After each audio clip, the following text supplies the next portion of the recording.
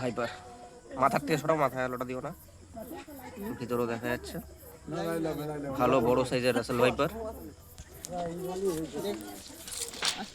হ্যাঁ, ওই বাড়ির মধ্যে একদম আমরা আসলাম, বাড়ির মধ্যে রাসেল ভাইপার। চলো আমি এই তো সামনে দুটো ইট দেন আমাকে, দুটো ইট দেন। দুটো ইট নিয়ে আয় তো। ওই তো ওখান থেকে দেন না। দাদা ইট দে তো। ইট দে তো। আস্তে আস্তে। এই তো এখানে দুটো ইট দে। আপনার এই গাড়িটা খালি করুন, এই সেটটা খালি করুন।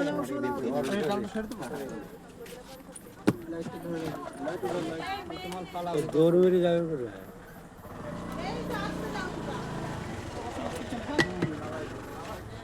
এই শোনো একটু দুটো ইট দাও।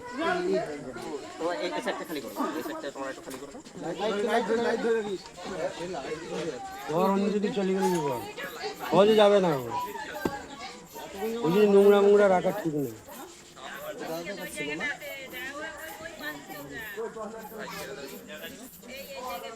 আমার ট্রান্সলেটটা কই? হ্যাঁ 598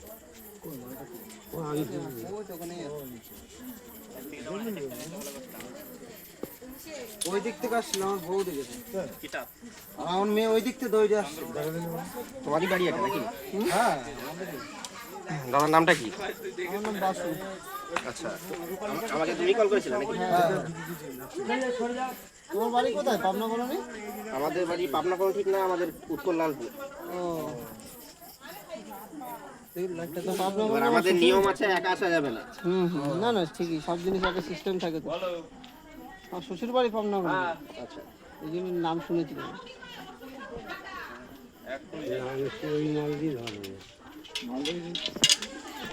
আমি তো মানে এখন ছবি টের পাইনি। তোমাদের প্রচুর আছে। এই সরে যাও, সব জায়গা খালি করো। এই সরে যাও লাফাই টাফাই পড়ে। হ্যাঁ মাল যে ঢুকে আছে ভেতরে। দেখেছিস?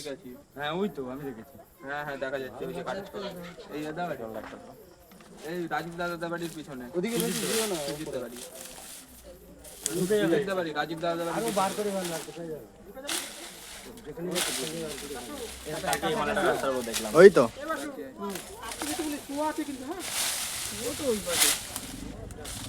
পাশে টানতে হবে। মাল দৌড় যাচ্ছে, মাল চলে যাচ্ছে, মাল চলে যাচ্ছে। আর আমার উপর থেকে যদি না ছড়ায় তাহলে ভেতরটা বের করবো কি করে? আপনি পিছনে থাক, পিছনে ওইদিকে চলে যান, আমি পিছনে থাক।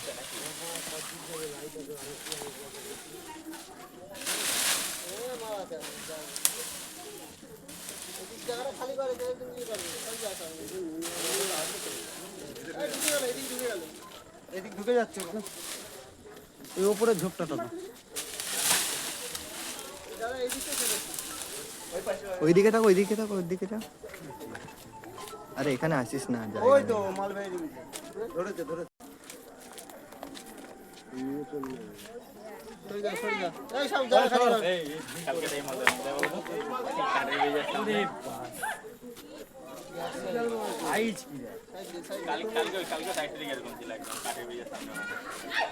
বিশাল সাইজের ভাইপার।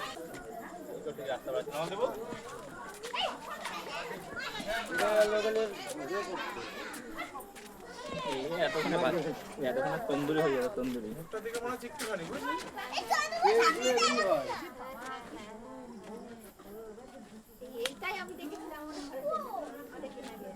ল্যাদ বুঝছো, ভালো বয়স আছে। মাল ভালো বয়স, ঠিকই বলছিস। মাল বয়স আছে। হ্যাঁ মাল বুঝছো দেখছি।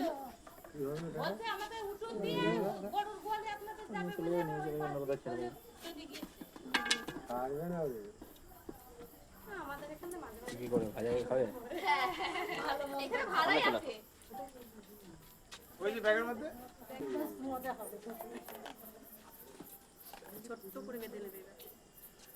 ভালো সাইজ, মোটা কত মালটা। হ্যাঁ ভালো সাইজ। মুখটা দেখে মনে হচ্ছে বেশি ইয়ে না, বডি রেস্কিউ কমপ্লিট।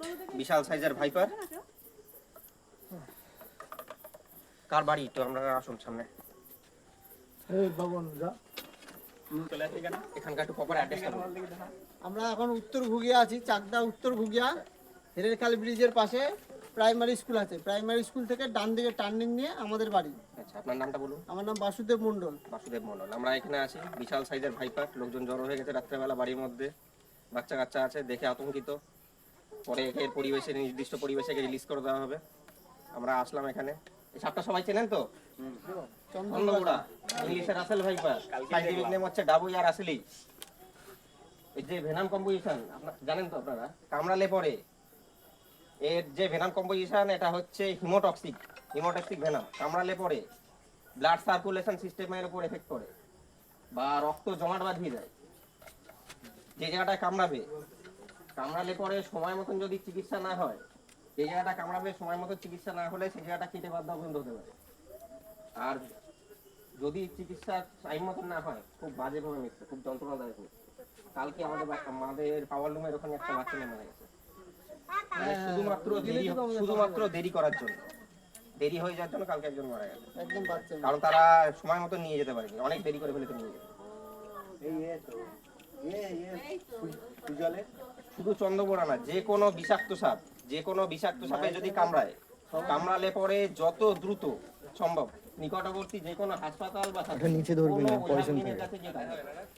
ওঝার কাছে নিয়ে যাওয়া মানে তার জীবন শেষ। আপনারা মারেননি সাপটাকে, অসংখ্য ধন্যবাদ। সাপও পরিবেশে দরকার, আমি দেখি তো সাপও দরকার, লাইট মেরে রাখলাম। প্রত্যেকটা প্রাণী প্রয়োজন। যদি আবার দেখা যায় আমাকে খবর দিতে পারেন, নিকটবর্তী যে কোনো ফরেস্ট ডিপার্টমেন্টে খবর দিতে পারেন। আবার যদি দেখা যায় আবার দেখা যাবে।